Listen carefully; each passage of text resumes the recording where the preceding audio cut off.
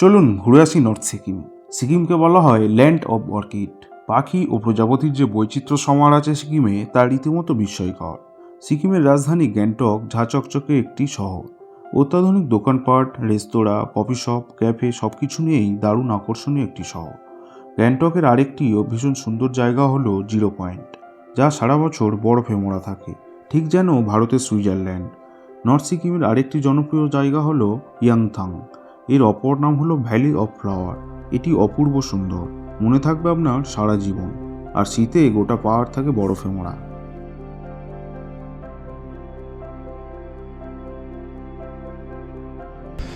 Friend, আজকের আমাদের breakfast item হচ্ছে জ্যাম আর পাউরুটি।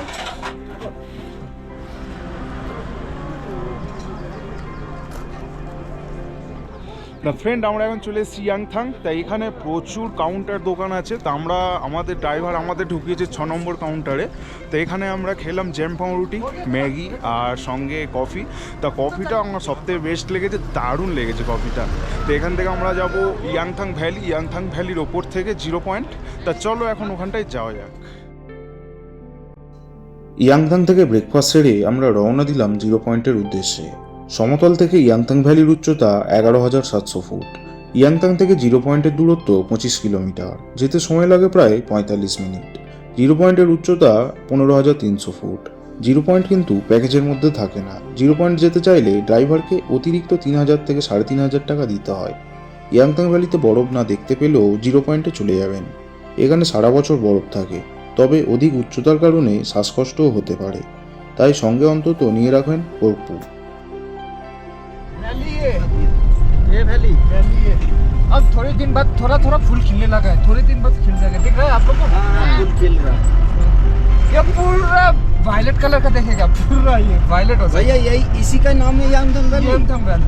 ओह, देखो छोटा छोटा निकल रहा है। हाँ निकल रहा है। लेकिन वो पानी में खड़ा होकर हम लोग फोटो खींचेंगे तो नीचे नीचे? जाइए, इसलिए तो बूट सूट यहाँ से पहना दिया। आके टाइम यहाँ रुका देंगे। अच्छा। 6 नंबर में खड़ा रहेगा आप लोग। নর্থ সিকিম ট্যুর করতে গিয়ে আমার আরও একটা কথা মনে হলো, যারা কোনো দিন দূরত্ব ও সাধ্যের কথা মাথায় রেখে লাদাখ ও কাশ্মীরে যাওয়ার কথা ভাবেননি, তাদের কাছে নর্থ সিকিম এই দুটো জায়গারই পরিপূরক।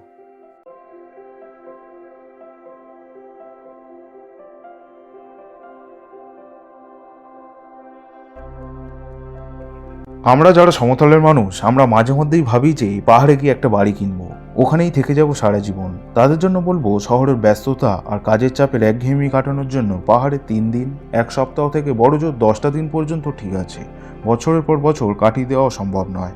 শহরের অভ্যাস বা আধুনিক কালচারে গড়ে ওঠা সমস্ত সুযোগ সুবিধা থেকে অভ্যস্ত জীবন, তা পাহাড়ের সাথে ভীষণভাবে বেমানান। যেখানে আমাদের বাড়ি থেকে বেরোলেই হাতের মুঠোয় সব কিছু পাওয়া যায়, সেখানে এই পাহাড়ে গ্যাংটকের মতো শহরের বাইরে গেলে বোঝা যায় পাহাড়ে জীবন কাটানো কতটা কঠিনতম। এখানে নেই কোনো পাবলিক ট্রান্সপোর্ট, নেই কোনো আধুনিক চিকিৎসা ব্যবস্থা। গোটা সিকিমে আধুনিক চিকিৎসা ব্যবস্থা শুধুমাত্রই গ্যাংটকে রয়েছে।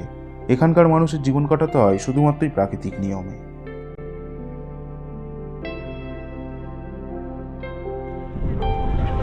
তো ফ্রেন্ড, আমরা এখন চলে এসেছি জিরো পয়েন্ট, যার চারিদিকে শুধু বরফেই ভর্তি সাদা হয়ে। আমরা এখন কোথায় গেছি দেখো?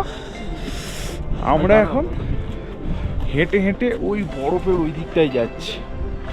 তো চলো, সবাই যেমন বলে যে এখানটায় দমের কষ্ট হয়, তবে আমিও আগেবার এসেছিলাম, আমারও দমের কষ্ট হয়েছিল, তবে এবারে কিছুই মনে হচ্ছে না।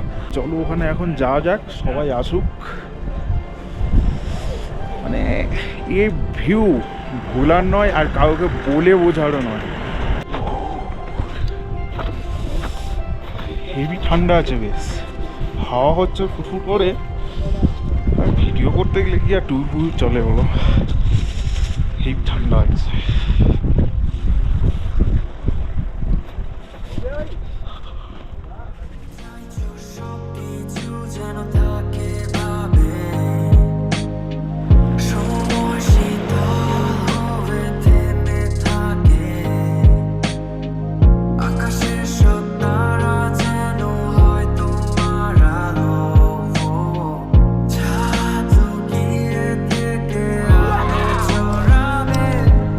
Rita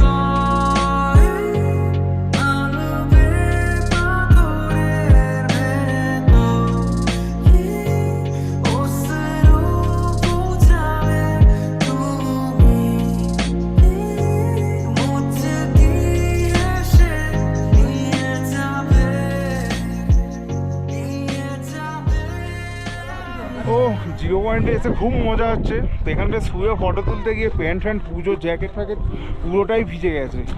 এখন এগুলো ভিজে ঠান্ডা লাগছে আরও। এখানে অনেকেই অসুস্থ হয়ে যাচ্ছে,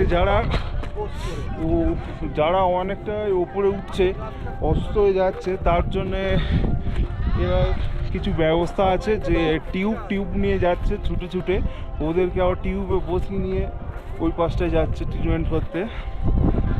তবে এবারে দেখলাম খুব একটা কষ্ট কিছু হচ্ছে না, ঠিক আছে একদম। ফ্রেন্ড, 01কে টাটা বাই বাই বলে তো চলো এবার চলে যাওয়া যাক।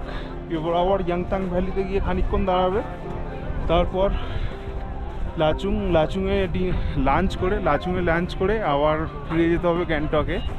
তা আমাদের হাতে আর একটা দিনই সময়, কালকে গ্যাংটকে গিয়ে 7 পয়েন্টটা করে আবার কাল রাত 8টায় ট্রেন আছে, বেরিয়ে যাব কলকাতা।